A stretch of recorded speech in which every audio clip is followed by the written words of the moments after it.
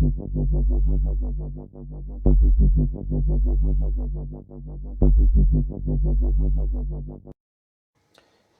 day everyone, Happy New Year for 2017. I thought I'd post a quick video of what I've done to the sim and sim room since the last video, which was about a year ago.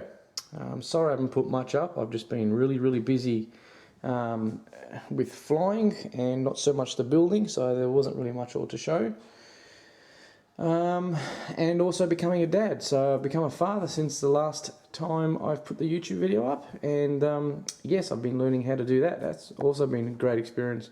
So unfortunately the building has to be put on a hold, but now I am going full ball and getting it finished.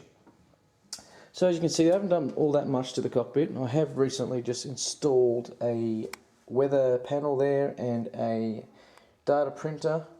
I've also got a working Flight Illusion flaps gauge, as well as all the other gauges now that have been installed. I've also got the oxygen panels that are going to go in. Also done J-rails. Can't remember if I put them in the last video or not, but yep, put the J-rails in. They are an absolute nightmare to find and a pain in the ass to install, but yeah, once you install them, it's happy days. So yeah, that's all I've done really to the cockpit. There's going to be a heap done once I have finished the back end of the sim, and that will be shown in the next video. The other major thing that I've done is I've moved the sim forward 350mm. Now it doesn't seem like a lot, but it made a massive difference. So as you can see, that's the sim wall there where it ends, and that's the cockpit there. So it's gone forward to 350mm. Which, yeah, so when I'm sitting now, I'll get in the cockpit and I'll show you the field of view sort of at eye level. So I'm holding the camera up to sort of where my eyes are, roughly. And when I pan over to the right, like that, I'll probably just a bit here, about there. As you can see, when I'm sitting in here comfortably, looking around to my right, I can't actually see the edge of the screen unless I pan forward. So that there is roughly about my eye level, and that made a bit of a difference. And also being closer to the screen, it does give you a bit more sense of height. So as you can see, the end of the screen is all the way down there, and the top of the screen is all the way up there, so you have to really lean forward to see it. But I was able to get that. With my ceilings being just under 3 meters tall. So yeah, that's what that does, and Nat done a good job being able to work around that to get as much field of view as I possibly can get. Yeah, so that's what I've done. I've moved the sim forward, and I've also gone and extended the aluminium flooring from FTS by 655mm, because that's a distance from here to where the cockpit door should be, and it's going to be there. So I've gone and built this aluminium piece, which is the same alloy that the rest of the cockpit has. Obviously it's newer, so it has to be worn in. And yeah, that's what I've done there. Got the circuit breaker panels, they're all sitting upstairs. I've got the cockpit door, the jump seats are all upstairs ready to go. So now I'm going to be building the circuit breaker panel from there. I'm going to tuck it up in under this flap here, and come out nicely. So that's the plan of the back end of the cockpit. Now, because I've moved the sim forward 350mm, I've had to relocate my computers, which I'm actually happy about, because so this PC is going to go around the side and the other two are already there. As you can see, nothing's connected, everything's just been dismantled. As you can see, I've got all the cables sort of just thrown in there at the moment.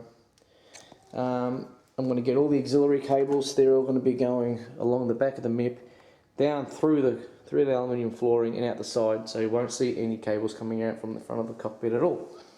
And then this is where the PCs will be laying. So we'll have the third one there, so 1, 2, 3 PCs. Everything runs off a UPS and another UPS over there. And yeah, so this will be all free and clear to walk, and come over here and just switch them all on nice and easy. Since the last video, I've also put in an air conditioning system. It is a split ducted system, so the unit sits outside, out on the other side of this wall, and then you've got the unit that disperses the air. That's in the roof, in the next room. and then there's a return, so it sucks in, so the cold air comes down, goes through the projectors and gets sucked back in there, so you've got full movement of air, so it doesn't get stuffy and hot in here. But yeah, an air conditioning system is something you definitely need in a sim room, and I've found a massive difference. Computers aren't screaming, the projectors aren't screaming when it gets warm. And I have this room sitting at 21 degrees. On a 40-degree day, it holds 21 no problem. I can even drop it down to 16 if I want, but that's all good. I'll quickly show you the steel fabricating that I had to do to hold this floor up. As you can see, I've done it all out of solid steel, all welded. I had to teach myself how to MIG weld. There you go. And doing that, I had to also cut the flooring. That was a bit of a pain in the ass. So this flooring usually was up to about there. So I've had to cut the flooring back, re-secure it, so you got no creaking. And the reason why I've done that is, I'll go sort of side on. So that edge there, where the aluminium meets the laminate, that is where the sim wall is going to be. So you've got about 100 mil or so, or about 75 mil from there to there. So when you're sitting in here, there's just going to be all a wall with about a 70 mil gap.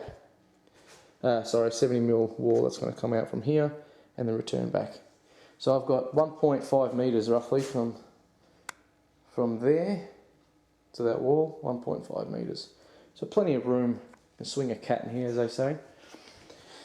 I've put my clocks in. I can't remember if that was in the last video. And this is my gorgeous son here. He's got his daddy's pilot t-shirt on.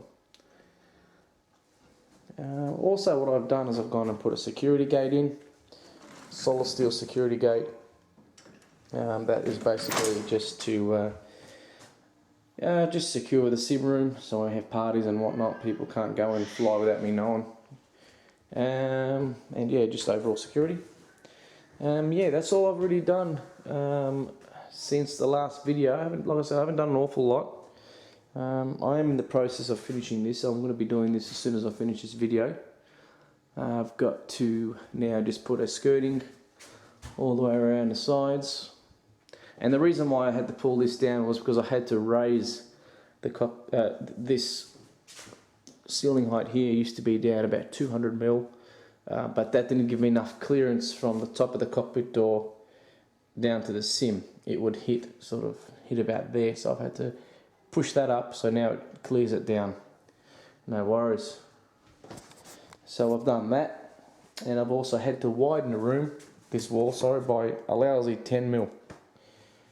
So yeah, one of those things that you sort of learn as you go, but it's all part of the fun. So that's why having a really good idea what you want to do before you start will avoid many hurdles and obstacles that you're going to have to change throughout the build. But that's probably the only modification I've actually had to do so far. I've been pretty good with organising what I needed to do before I started. And yeah, that's all I've done so far, but I'll show you in another video the build of once the aft end is complete. So until then, have a good one, and I'll speak to you all later.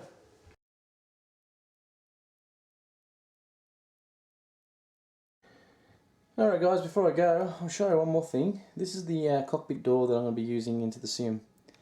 I bought it only a few weeks ago from Arizona. And I must admit, for how old it is in remarkable condition. A couple of little bumps and bruises as you'd expect, being about 13 years old, but yeah, all in all, fantastic, absolutely good condition, happy with that. That's the door. I've got the jump seats over here. This is also original Boeing auxiliary seat, I think they call it. This is the one that's right behind the captain's seat. That's that one. And I've also got the center jump seat. I've also got this piece here that connects the center jump seat backrest to the wall either side. They are very hard to find also. And that is the center jump seat that folds out of the wall and then folds up and clicks onto those things over there on the side wall. So they're the two jump seats that I'm going to be using. I've also got, I just moved my aircraft models that I got for Christmas. Okay, there we go. So these are the circuit breaker panels I've just recently purchased. As you can see, it's a kit. So you've got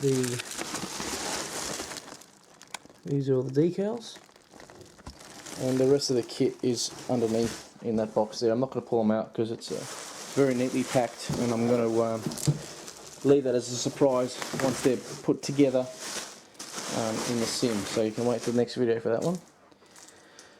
What else can I show you while I'm here? I've got the other bits and pieces that I bought from FDS. This is the iPad holders here, and I've also got the oxygen panel. So it's with the working button, so you push this button here for the oxygen test and it actually makes the noise, which is cool. So they're the little bits and pieces I'm also going to be putting in the sim. And yeah, so I thought I could show you that while I've got the camera charged. Yeah, so the cockpit door and the jump seats and the circuit breaker panel, with all them done, it will close off the sim nicely. Anyway guys, hope you all look after yourselves, happy flying, and I will show you the next part once it's all done. Thanks guys, be safe.